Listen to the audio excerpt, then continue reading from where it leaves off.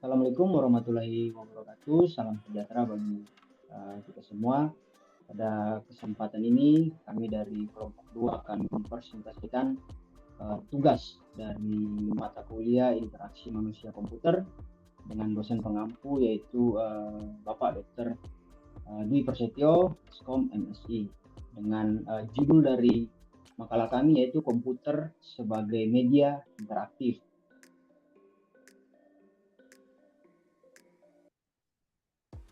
Dengan anggota kelompok yang pertama saya sendiri, Brian Suren, yang kedua ada Kak Deni Septa Rusanda, yang ketiga ada Kak Dini Rifadatul Aisy, yang keempat ada Kak Firdi Dwipala, dan yang terakhir ada Kak Nisa Valentina. Berikut latar belakang yang kami ambil dari judul makalah kami, yaitu di era digital saat ini komputer tidak hanya berfungsi sebagai alat pengolah data, tetapi telah berkembang menjadi media interaktif yang memungkinkan terjadinya komunikasi dua arah antara pengguna dan sistem.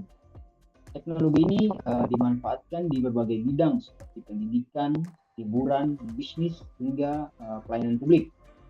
Dalam studi interaksi manusia dan komputer, komputer sebagai alat interaktif penting karena IMK sendiri mencakup perbuatan, penilaian, dan pelaksanaan sistem interaktif untuk memastikan pengguna dapat mengoperasikannya dengan baik dan cepat. Interaksi manusia komputer menyoroti pentingnya kemudahan pengguna, kecepatan interaksi, dan kecocokan antara desain, sistem, dan kebutuhan manusia. Media interaktif berbasis komputer tidak lagi satu jalan, melainkan mengizinkan umpan balik langsung dari pengguna, sehingga menciptakan pengalaman yang dinamis dan partisipatif. Berikut rumusan masalah dan tujuan penulisannya. Rumusan masalahnya yaitu yang pertama, apa yang dimaksud dengan media interaktif berbasis komputer. Kedua, bagaimana komputer digunakan sebagai media interaktif dan apa manfaat serta dampak penggunaannya dalam kehidupan. Tujuan penulisannya yaitu menjelaskan konsep media interaktif berbasis komputer. Yang kedua, menguraikan peran komputer dalam interaksi manusia dan teknologi. Dan yang terakhir, mengidentifikasi manfaat serta dampak dari penggunaan media interaktif. Yang berikut akan dijelaskan dan dipaparkan oleh rekan saya, Kak Deni. Baik, terima kasih Kak Brian. Untuk berikutnya, saya akan menjelaskan mengenai apa tujuan penulisan dari makalah yang telah kami buat. Ada 3 poin utama tujuan penulisan makalah ini. Yang pertama yaitu menjelaskan konsep dari media interaktif berbasis komputer. Yang kedua, menguraikan peran komputer dalam interaksi manusia dan juga teknologi. Kemudian yang ketiga, mengidentifikasi manfaat serta dampak dari penggunaan media interaktif. Selanjutnya yaitu pengertian media interaktif. Apa sih media interaktif itu? Media interaktif adalah suatu bentuk penyampaian informasi atau peran yang memungkinkan terjadinya interaksi secara dua arah, yaitu antara user atau pengguna dan juga sistem. Media ini biasanya melibatkan elemen seperti visual, audio, dan juga kontrol navigasi yang memungkinkan pengguna memilih atau mengatur konten yang ingin diakses oleh pengguna. Selanjutnya yaitu media interaktif dalam perspektif interaksi manusia komputer atau IMK. Di dalam ranah mata kuliah interaksi manusia dan komputer, media interaktif tidak hanya dikaji dari aspek teknologinya saja, tetapi juga dari cara sistem dirancang untuk memastikan kenyamanan, efisiensi, dan juga efektivitas bagi penggunanya. IMK menekankan peran penting pengguna dalam proses desain sistem interaktif agar hasil sesuai dengan kebutuhan dan karakteristik mereka. Di sini, media interaktif merupakan contoh nyata dari sistem interaktif yang fokus pada pengalaman pengguna atau yang biasa disebut dengan user experience atau UX, dan kemudahan penggunanya atau usability atau user friendly juga bisa. Kemudian, pengguna dapat berkomunikasi dengan media melalui klik, sentuhan, suara, ataupun gerakan, dan sistem akan bereaksi cepat terhadap tindakan tersebut, sehingga menciptakan pengalaman yang hidup dan inklusif. Jadi, secara keseluruhan, media interaktif berbasis komputer adalah penerapan nyata dari teori-teori yang dipelajari di dalam IMK. Media ini tidak hanya berfungsi sebagai alat komunikasi digital, melainkan juga mencerminkan cara teknologi dapat beradaptasi dan melayani manusia dengan optimal. Media ini menekankan hubungan yang kuat antara pengguna dan juga sistem, serta membuka kesempatan untuk meningkatkan efektivitas dalam berbagai bidang, di mana diantaranya yaitu pendidikan, bisnis, hiburan, dan juga pelayanan publik. Karena itu, pemahaman yang mendalam tentang konsep media interaktif sangatlah penting bagi siapa saja yang belajar dan mengembangkan teknologi berbasis interaksi antara manusia dan komputer. Untuk selanjutnya akan dilanjutkan oleh rekan saya. Silakan. Baik, terima kasih Kak Denny. Selanjutnya saya akan menjelaskan fungsi komputer dalam media interaktif. Yang pertama, menyajikan konten multimedia. Salah satu peran utama komputer sebagai alat interaktif adalah kemampuannya untuk menampilkan konten multimedia yang mencakup teks, gambar, suara, dan video. Setiap komponen memiliki fungsi penting dalam menyampaikan informasi dengan cara yang efektif dan menarik. Contohnya, teks digunakan untuk memberikan informasi dalam bentuk tulisan, memberikan penjelasan yang teratur, dan membantu pemahaman tentang konsep-konsep yang rumit. Lalu ada gambar yang berfungsi sebagai media visual yang dapat menarik perhatian pengguna, menjelaskan pesan dengan lebih jelas, dan memperkuat makna dari teks. Gambar seringkali digunakan untuk menyederhanakan ide-ide yang abstrak atau memberikan contoh yang lebih konkret dalam bentuk visual. Selanjutnya, lalu ada audio yang memiliki peran penting dalam menyampaikan suara, musik, atau narasi yang dapat memperkaya pengalaman interaksi dan mendukung pengguna yang mungkin kesulitan dalam membaca. Audio juga memberikan nuansa emosional yang tidak bisa disampaikan hanya dengan teks atau gambar. Yang terakhir, video. Video adalah bentuk konten multimedia yang paling komprehensif karena menggabungkan semua elemen sebelumnya, yaitu visual, suara, gerakan, dan narasi untuk menciptakan pengalaman yang dinamis, realistis, dan imersif. Dengan kemampuan untuk menampilkan konten multimedia ini, komputer tidak hanya berfungsi sebagai penyimpan data, tetapi juga sebagai media interaktif yang menarik dalam menyampaikan informasi kepada pengguna dari berbagai latar belakang. Fungsi yang kedua yaitu menanggapi input pengguna secara real time. Menanggapi pengguna secara real time berarti sistem atau aplikasi merespon masukan yang diberikan oleh pengguna dengan cepat, seolah-olah tanpa jeda waktu. Hal ini umum diterapkan dalam berbagai bidang, terutama dalam teknologi digital dan komunikasi interaktif. Yang ketiga, memberikan pengalaman belajar dan hiburan yang partisipatif. Memberikan pengalaman belajar atau hiburan yang bersifat partisipatif berarti mengajak pengguna untuk berinteraksi secara aktif, bukan hanya sebagai penonton atau pembaca pasif. Konten partisipatif mendorong pengguna untuk berpikir, memilih, dan menjawab atau berkontribusi langsung dalam proses belajar atau hiburan.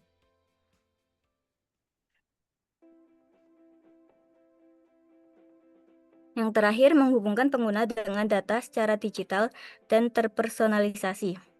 Komputer sebagai alat berperan dalam menghubungkan pengguna dengan data secara digital dan sesuai kebutuhan masing-masing.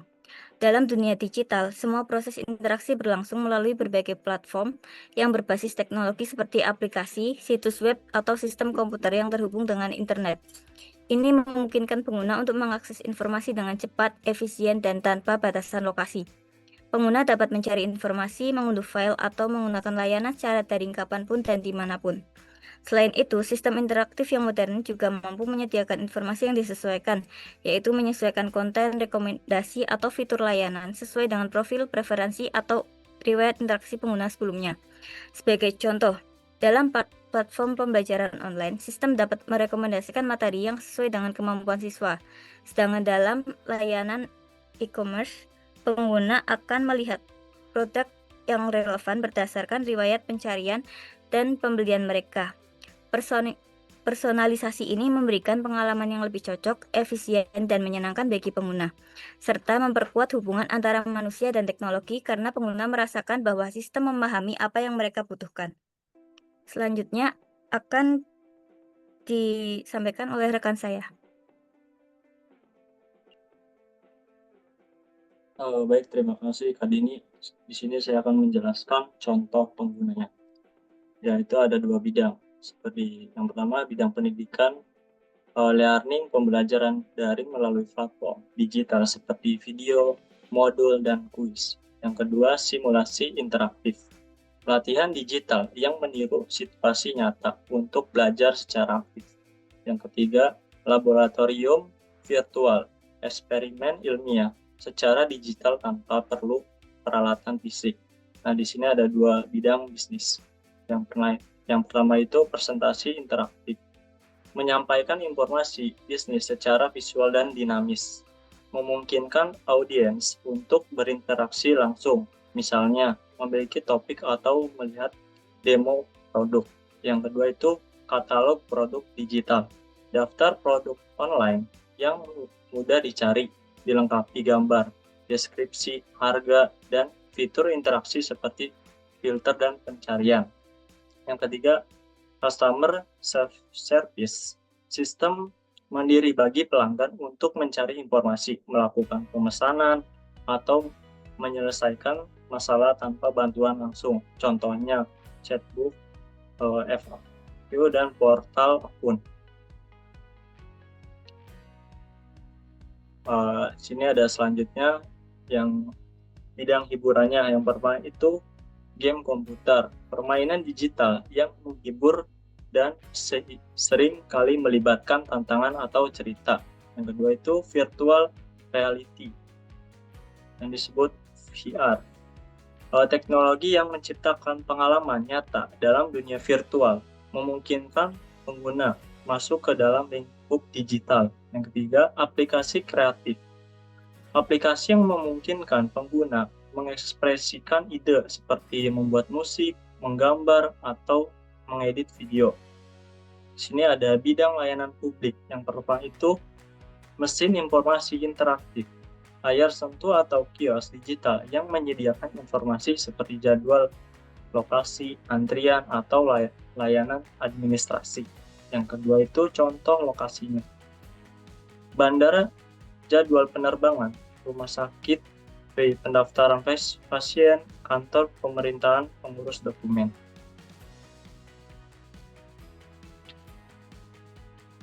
Di sini ada dampak positif. Nah, yang pertama itu meningkatkan efektivitas pembelajaran.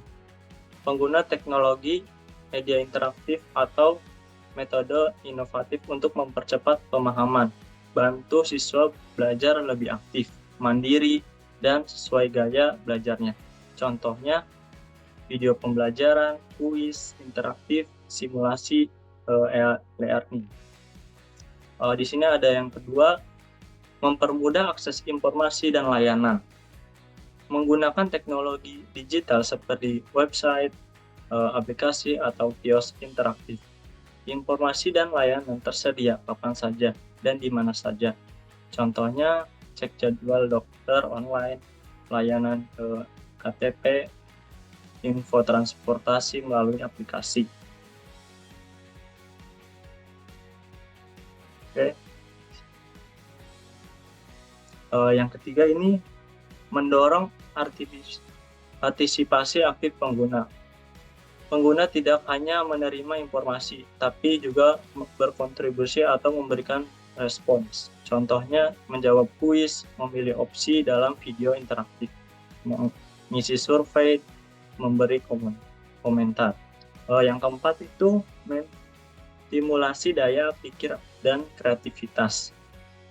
Melibatkan aktivitas yang menantang logika, imajinasi, dan eksplorasi. Contohnya seperti game edukasi, aplikasi desain, simulasi proyek kreatif digital.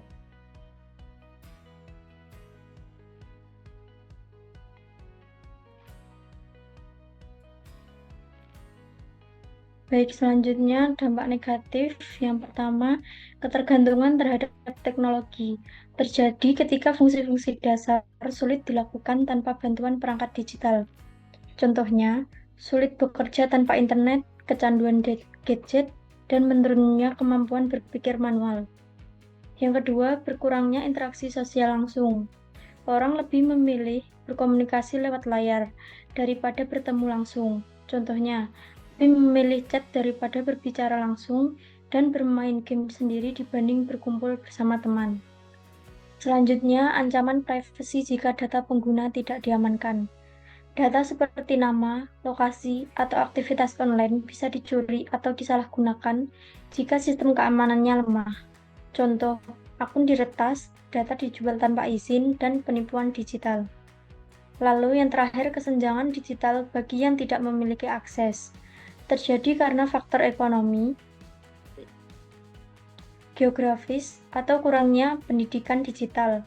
Contohnya, masyarakat di daerah terpencil sulit mengakses internet atau perangkat digital.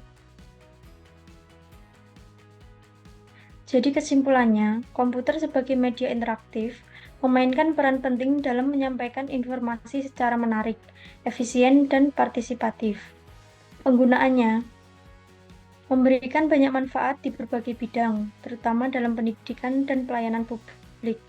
Namun, harus diimbangi dengan kesadaran terhadap dampak negatif yang mungkin muncul.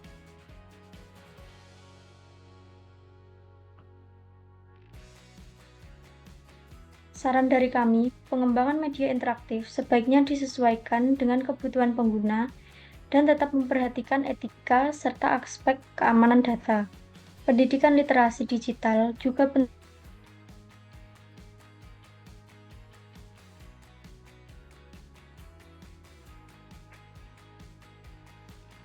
Sekian dari kami kelompok 2. Jika ada salahnya, kami mohon maaf. Wassalamualaikum warahmatullahi wabarakatuh.